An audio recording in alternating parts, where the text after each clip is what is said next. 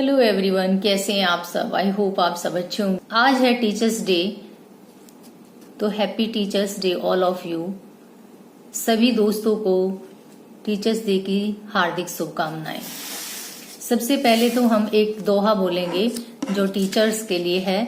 गुरु गोविंद दोऊ खड़े काके लागू पाए, बलिहारी गुरु आपने गोविंद दियो बताए। ये कबीरदास जी का दोहा है जो कि गुरु के बारे में और चेले के बारे में बोला गया है। 5 सितंबर को गुरु दिवस मनाया जाता है। 5 सितंबर को गुरु दिवस के रूप में मनाया जाता है। 5 सितंबर 1988 को डॉक्टर राधा कृष्ण सर्वपल्ली का जन्म दिवस है, जो इनके टीचर्स डे के रूप में मनाया जाता है। वैसे तो टीचर सबसे पहली हमारी माँ होती है। जब बच्चा पैदा होता है तब सबसे पहली टीचर उसकी माँ होती है। माँ उसको सिखाती है, पढ़ाती है। उसके बाद में बड़ा होकर वो स्कूल जाता है, तब उसको टीचर मिलता है। तो सेकंड टीचर वो होता है, लेकिन फर्स्ट टीचर उनकी माँ होती है। शिक्षक का दर्जा भी माँ के बाद में आता है। शिक्षक का दर्जा माँ के बाद में इसलिए आता है क्योंकि माँ सबसे पहले टीचर होती है। गुरु शिष्य की परंपराएं सदियों से चलती आ रही है। वैसे तो गुरु की आवश्यकता हमें पूरी जिंदगी होती है।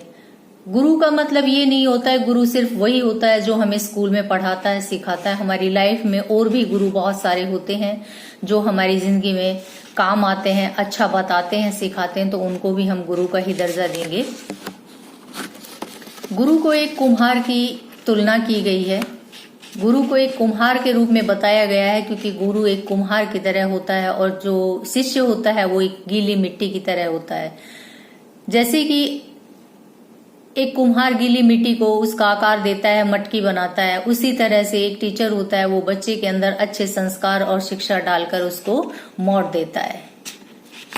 तो उसको कुम्हार की भांति इसीलिए बोला गया है कि टीचर हमारे जो कुम्हार की भांति होते हैं। वो कुम्हार की तुलना इसीलिए उनसे की गई है, जैसे कुम्हार मिट्टी के बर्तन बनाता है तो एक टीचर होता है, उनकी बहुत बड़ी भूमिका होती है किसी भी बच्चे को अच्छा सिखाने में और पढ़ाने में। गुरु का स्थान भगवान से भी ऊपर माना गया है। गुरु हमारे शिक्षक हमारे वे महान आत्मा होती है, वे जो हमें अंधकार से प्रकाश की तरफ लेकर जाते हैं, जो हमें अच्छाइयों की तरफ लेकर जाते हैं, जो बुराइयों का मार्ग होता है उससे दूर लेकर जाते हैं। अंधकार से प्रकाश की तरफ ले जाने वाला ही हमारा एक टीचर होता है। जिनके दिलों में गुरु का सम्मान होता है उनके चरणों में पूरा जहान होता है। जब हम गिरते हैं हार कर तो उठाते भी वही है, समझाते भी वही है, सिखाते भी वही है। तो इसीलिए गुरु का स्थान सबसे ज्यादा महत्वपूर्ण माना गया है। जो लोग अपने शिक्षक का मान करते हैं, सम्मान करते हैं, वो एक दिन ऊंचाई की सीढ़ियों पर जरूर जाते हैं और वहां पर अपना परचम जरूर लहराते हैं। शिक्षक को एक माली की भांति भी कहा गया है। शिक्षक एक माली की भांति इसलिए होता है कि वो एक छोटे से बीज को एक पौधे का रूप देता है और एक विशाल वृक्ष बनाता है जिसकी छांव में बहुत सारे लोग बैठते हैं।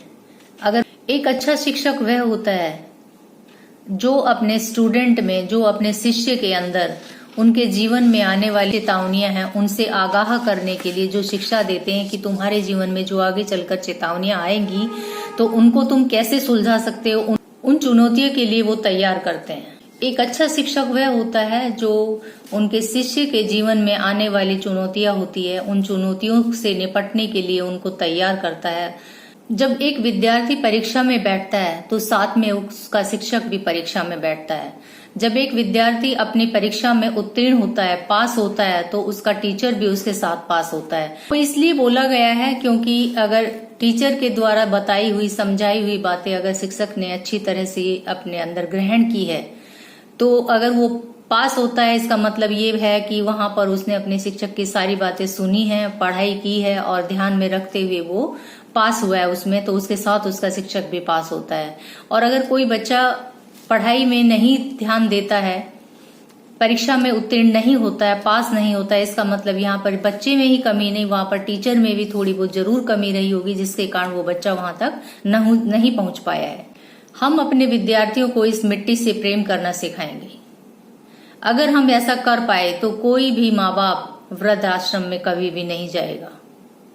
और अगर हम ये सिखा पाए तो यहाँ पर कोई भी किसी भी औरत की, किसी भी बेटी की, किसी भी लड़की की इज्जत का सम्मान करेगा, उसको एक वस्तु नहीं समझेगा। और अगर हम ऐसा कर पाए तो हमारे लिए बहुत ही भाग्य की बात होगी, सौभाग्य की बात होगी कि हम अपने स्टूडेंट को इतना कुछ सिखा पाए, इतना कुछ समझा पाए, तो ये हमारे लिए सबसे गर्व की बात होगी। अगर आप सभी को ये मेरी सारी बातें अच्छी लगी हो, एक टीचर और एक स्टूडेंट के लिए जो जितनी भी मैंने बातें बताई, अगर आपको ये सब अच्छी लगी हो तो प्लीज चैनल को लाइक कीजिए, सब्सक्राइब कीजिए और वीडियो को ज्यादा से ज्यादा शेयर कीजिए। थैंक यू दोस्तों।